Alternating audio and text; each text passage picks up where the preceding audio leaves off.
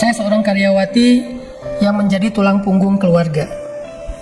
Ibu saya bercerai karena ada orang ketiga pilihan ayah saya. Saat bercerai, ayah saya meninggalkan kami, menjual semua harta berharga kecuali rumah, dan sampai sekarang saya harus menanggung hutang beliau. Adik saya cacat berusia 9 tahun. Karena waktu hamil, ibu saya sering mengalami KDRT. Saya sendiri memiliki anak 2 orang, 7 tahun dan 2 tahun. Rumah tangga saya juga kandas karena suami saya seorang yang pelit dan ringan tangan, sering KDRT juga. Bahkan saya sampai sempat mengalami luka jahit di kepala, leher, dan sering memar-memar di anggota badan yang lain. Saya bercerai sewaktu saya masih hamil anak kedua. Saya menerima gaji sebesar 3,6 juta dalam pekerjaan saya. Tapi dipotong hutang ayah saya di kantor, jadi cuma sisa 1,7 juta. Dengan biaya segitu saya harus mencukupi kebutuhan anak-anak saya dan ibu saya. Ibu saya sendiri sekarang berjualan di sebuah sekolah SMP dengan warung kecilnya. Tapi dalam kondisi pandemi seperti sekarang, maka penghasilan ibu saya turun drastis. Musibah ujian selalu datang, ada pihak yang menagih hutang ayah saya. Saya harus membayar hutang tersebut sebesar 15 juta. Akhirnya saya pinjam ke koperasi kantor dan dipotong gaji saya tiap bulan. Saya tidak memiliki gaji lagi dan minus di kantor. Beralih di topik utama yang ingin saya tanyakan. Saya berkenalan dengan seorang lelaki, datang dari perusahaan penanam modal perusahaan saya. Dia seorang non-muslim. Pertemuan kami singkat sekitar 3 minggu, dia berada di sini. Kami dekat, dia baik. Sejak saya bercerai, saya sangat down, hampir putus asa. Tapi saya selalu sabar menghadapi semua. Setelah saya bertemu dengan laki-laki ini, saya benar-benar merasa hidup kembali. Dia perhatian, baik, semua yang saya harapkan padanya ada di dia. Dia juga dermawan, mencukupi kebutuhan hidup saya. Sehingga akhirnya kami LDRan. Dia ada di Kalimantan. 6 bulan berhubungan dengan dia baik. Selebihnya kami berhubungan via WA, vid call, dan telepon. Saya sungguh sangat menginginkan dia menjadi imam saya. Tapi dia beragama non-muslim. Bolehkah saya berharap dengan berdoa selalu meminta agar dia mendapatkan mukjizat, mendapatkan hidayah kepada Islam? Saya sangat bersyukur mengenal dia. Untuk biaya hidup sekarang pun saya banyak terbantu oleh dia. Saya sungguh menginginkan bisa hidup bersamanya, bersama-sama belajar agama. Tolong Ustadz, bantu jawab saya harus bagaimana.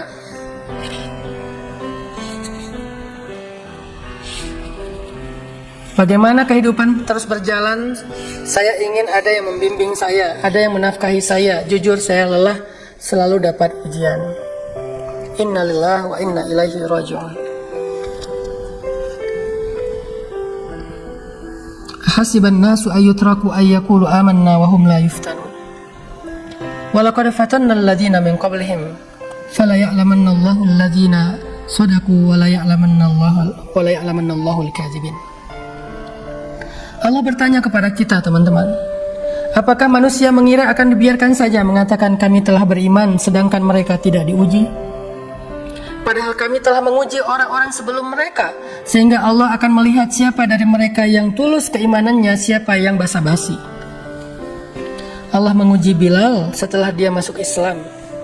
Allah menguji Zinnairah, Sumayyah, Yasir, Ammar. Allah menguji Abdullah ibnu Mas'ud. Allah menguji banyak para sahabat setelah mereka masuk Islam, baik yang miskin ataupun yang kaya, dengan ujian yang berbeda-beda. Kenapa? Karena ujian adalah fitrah dalam kehidupan orang yang beriman. Karena dengan ujian itu Allah ingin mengangkat derajat orang yang beriman. Allah ingin hambanya itu lebih dekat kepada Allah lewat doa-doa. Ketika dia sabar, Allah akan bukakan bagi dia jalan keluar satu demi satu. Dalam cerita tadi, mbaknya sedang diuji oleh Allah. Saya prihatin banget. Benar, ini ujian yang berat. menjadi tulang punggung bagi ibu dan keluarga kita, sementara adik kita dalam keadaan cacat karena KDRT, orang tua kita harus membiayai anak-anak yang juga sendiri, single parent, ayahnya meninggalkan hutang yang harus dibayar, dia bekerja tapi tidak mendapatkan gaji karena dipakai untuk membayar hutang. Berat, memang berat banget. La tay'as, Mbak, jangan berputus asa. Berharaplah kepada Allah, jangan kepada makhluk. Sabar. Semakin berat ujian yang Mbak alami, berarti semakin dekat dengan pertolongan Allah. Seperti malam, semakin pekat, semakin gelap, semakin hening, semakin sunyi, semakin dingin, berarti semakin dekat dengan waktu subuh. Isbiru wasabiru, bersabarlah dan kuatkanlah kesabaran. Jangan pernah terfikir untuk tergoda mengikuti seseorang yang berbeda keyakinannya dengan kita hanya demi untuk menyelamatkan urusan dunia kita. Kenapa? Ketika kita menyelamatkan urusan dunia kita dengan mengikuti seseorang yang berbeda keyakinan dengan kita, berarti kita telah menggadaikan urusan akhirat kita. Padahal kehidupan dunia cuma sementara, sedangkan kehidupan akhirat selamanya. Bagaimana mungkin, na'udzubillah, kita mengambil sesuatu yang cuma sebentar dan mengabaikan sesuatu yang abadi? Kita mengambil kebaikan, kesenangan dunia yang sebentar untuk mendapatkan azab yang abadi kekal di akhirat. Ini bukan pilihan yang tepat. Ini bukan pilihan yang baik, yang bijak. Bersabarlah. Doakanlah semoga laki-laki itu mendapatkan hidayah. Tetapi jangan beri hati dulu sebelum halal. Dan jangan halal kalau berbeda keyakinan, karena haram kita menikah dengan orang yang berbeda keyakinan. Kita menghargai keyakinan mereka, kita menghormati hak-hak mereka beragama, tetapi kita nggak boleh mengikuti keyakinan itu. Lakum dinukum waliyadin. Kalian punya keyakinan, kami punya keyakinan. Dalam keyakinan kita, dalam agama ini kita meyakini inilah jalan yang membawa kita ke surga. Makanya Allah berfirman di dalam Al-Baqarah ayat 221, "Wala tunkihul musyrikin hatta yu'minu, wala 'abdun mu'minun khairum min musyrik walau a'jabakum." Janganlah kalian menikah dengan orang yang berbeda agama, yang syirik kepada Allah, karena sampai mereka beriman. Sungguh budak yang beriman lebih baik daripada orang yang musyrik yang merdeka. Walaupun orang musyrik itu a'jabakum, membuat kalian takjub. Mbak tadi merasa nyaman dengan laki-laki tersebut. Dia baik, dia perhatian, dia dermawan, dia mencukupkan nafkah, akhlaknya juga baik. Ajabakum, kalian takjub. Tetapi ketika dia tidak beriman kepada Allah, kata Allah, jangan nikahi dia. Karena ketika kalian menikahi dia, maka pernikahan itu haram. Kalau kalian mengikuti agamanya, maka ini lebih fatal lagi.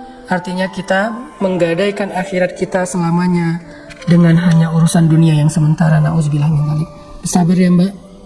Mudah-mudahan Allah kasih jalan yang terbaik. Bisa jadi jalan yang terbaik itu laki-laki tersebut mendapatkan hidayah. Bisa jadi jalan yang terbaik itu adalah Allah akan datangkan laki-laki lain yang beriman, yang baik akhlaknya, untuk bisa mendampingi Mbak berjalan kepada Allah Subhanahu wa Ta'ala dalam keadaan selamat dunia dan akhirat. Mudah-mudahan dua pertanyaan ini cukup mewakili sekian banyak pertanyaan yang juga saya lihat setema, yaitu masalah keluarga, baik itu masalah diambang perceraian ataupun memilih jodoh yang berbeda dengan kita, atau ujian-ujian keluarga. Mudah-mudahan semua kita dikuatkan kesabaran. Bukan hanya kita yang sedang diuji Mbak, semua hamba Allah diuji. Ujiannya beda-beda. Saya kenal banyak orang yang mengeluh tentang ujian mereka, tetapi ketika saya mendengar cerita yang lain, saya merasa bahwa cerita yang kemarin gak ada apa-apanya dengan ini. Kemudian besok dapat lagi cerita yang lain, ternyata yang hari ini gak ada apa-apanya dengan yang besok, dan seterusnya. Semua orang diuji. Bersabarlah. Minta kepada Allah dikuatkan kesabaran. Allahumma afriq alayya sabra. Ya Allah, lapangkan dada saya dengan kesabaran. Nabi Ayub, Nabi Yakub, Nabi Yusuf, Nabi Yunus, Nabi Zakaria, Nabi Ibrahim, Nabi Musa, Nabi Isa, Nabi Muhammad, mereka jauh lebih salih daripada kita, jauh lebih istimewa dari kita, tetapi mereka mendapatkan ujian yang jauh lebih berat daripada kita. Sehingga ujian bukan berarti Allah nggak sayang sama kita. Allah sayang sama Mbak. Cuman kita belum mengerti maksud Allah. Bersabarlah sebentar lagi. Karena mungkin Mbak sekarang sudah berada di penghujung malam. Dan kalau Mbak sabar, insya Allah akan melihat fajar. Barakallahu fikum.